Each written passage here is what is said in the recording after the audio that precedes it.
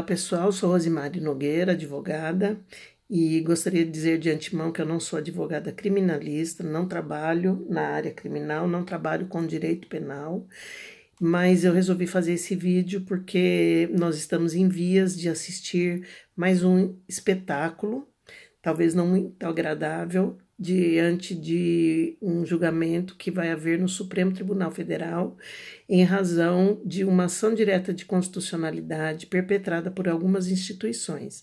Dentre elas, existe as duas ações 43 e 44 da Associação dos Advogados, da qual eu faço parte como associada, e no trecho da carta aberta que eles fizeram em relação a este julgamento, eu vou chamar a atenção para vocês de um parágrafo.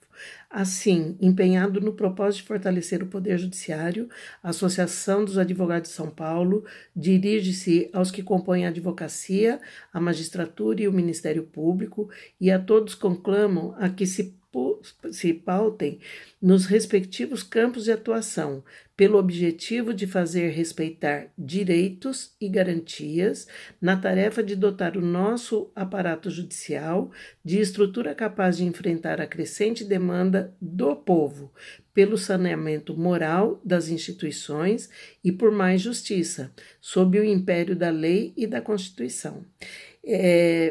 Para eu poder traduzir isso, eu gostaria de trazer para vocês o que a lei fala a respeito da prisão de segundo grau e por que vão fazer esse julgamento. Esse julgamento diz respeito à prisão a partir da condenação de segundo grau.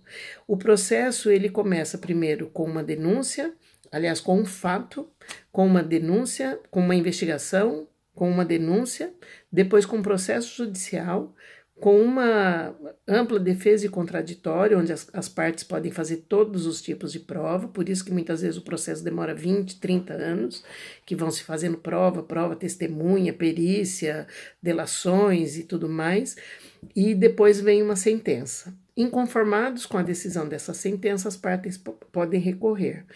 O recurso vai para uma Câmara de colegiados, onde também se julgam tanto o mérito quanto as questões processuais.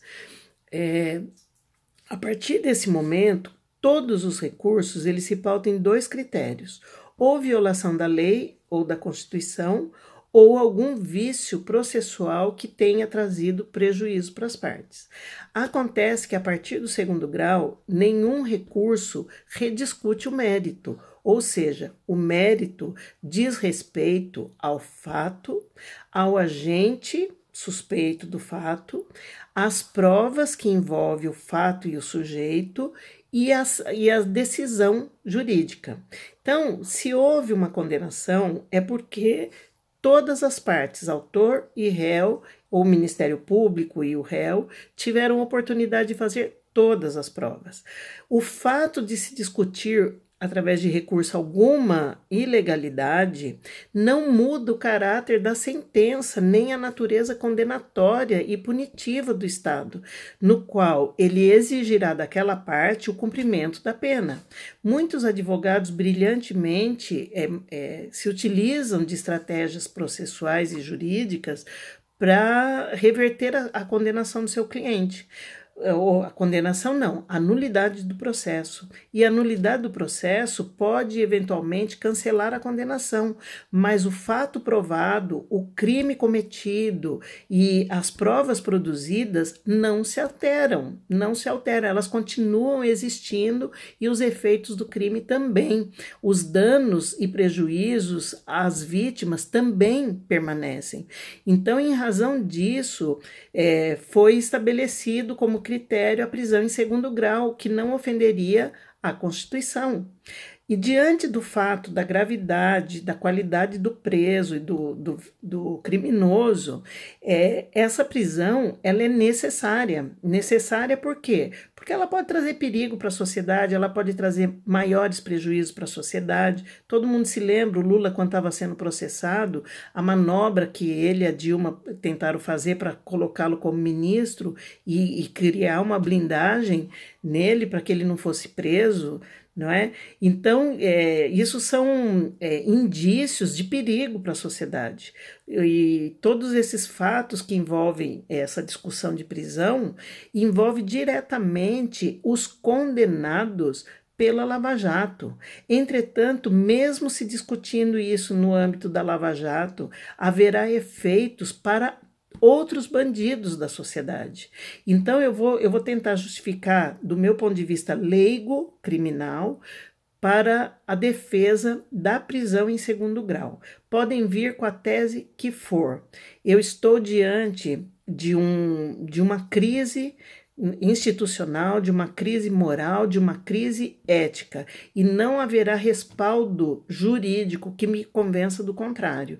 E por isso eu tenho já há algum tempo clamado pela intervenção, e diante da legalidade das instituições tentarem se recuperar por meios próprios, eu resolvi me filiar ao PSL e ser pré-candidata a deputada federal, mas independente disso, se houver violação na dignidade da pessoa humana por essas três instituições que têm se aparelhado para fazer a defesa do crime, eu vou apoiar a intervenção. Não é possível a sociedade ser vítima deste sistema nefasto que por pouco destruiu inclusive as famílias que ainda estão se sustentando, empregos que ainda estão se sustentando, mas o perigo ainda é muito mais profundo que esse, porque é um perigo ideológico. Então nós estamos já em vias de uma tirania, que se aliaram nas instituições para calar o povo, para calar a justiça. Então, diante da presunção de inocência, o que ele fala? O que é presunção? Presunção é uma suposição de uma verdade, supõe uma verdade. Inocência. Inocência é um atributo de alguém que é inofensivo, de alguém que não oferece nocividade para a sociedade, da qualidade de uma pessoa ingênua. Entretanto, quando se existe um fato e um agente, um fato ilícito e um agente suspeito desse ilícito, ele passa por dois critérios de investigação. Ou ele é culpado, ou ele agiu com dolo, ou ele agiu com culpa. E esses critérios de dolo e culpa, eles são submetidos a uma vasta e infinita condições de prova. Então, dizer que um criminoso que foi submetido a uma vasta produção de provas, que tem todos os indícios de presunção de culpa, dizer que ele não pode cumprir uma pena de um direito que não vai ser rediscutido no Supremo, o direito material, ou seja, o mérito, não será discutido no Supremo através de ADIM, através de embargos, através de agravo, através de qualquer recurso que chegue no Supremo, não se discute o mérito. Se discute a letra da lei, se discute vícios processuais, ou seja, isto eu chamo de manobra estratégica, jurídica, para alcançar a prescrição de um crime. E atingindo a prescrição de um crime, você atinge a impunidade. E atingiu a impunidade, todos os trabalhos executados pelo policial, pelos investigadores, pela polícia, pelo Ministério Público, pela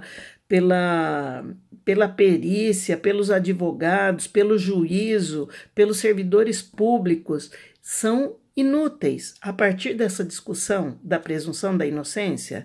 Ou seja, a presunção de inocência é para quem ainda está em vias de ser condenado, que está em vias de ser processado, que está em vias de ser perseguido injustamente. Não há presunção, a discussão aqui deveria ser em função da presunção de culpa e não de inocência.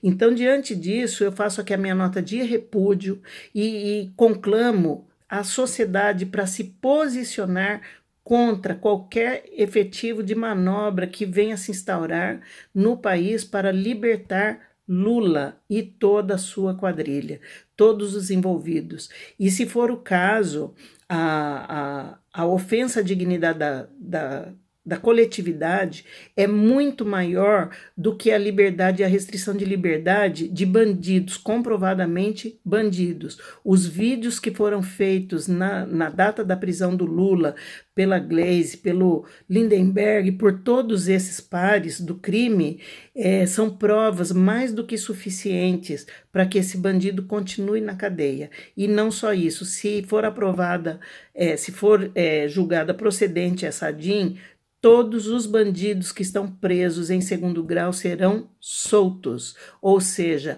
a desmoralização dos juízos de primeiro e segundo grau. E quando eu digo juízo, não é só o poder jurisdicional, são todos os operadores do direito que se empenharam, promotores, peritos, todos que se empenharam para ter uma justa condenação. Chega de impunidade, chega de balela jurídica, de filosofia jurídica. E digo mais, quem tem o rabo preso, que se enforque com eles, mas não venha jogar esta conta nas costas da população brasileira.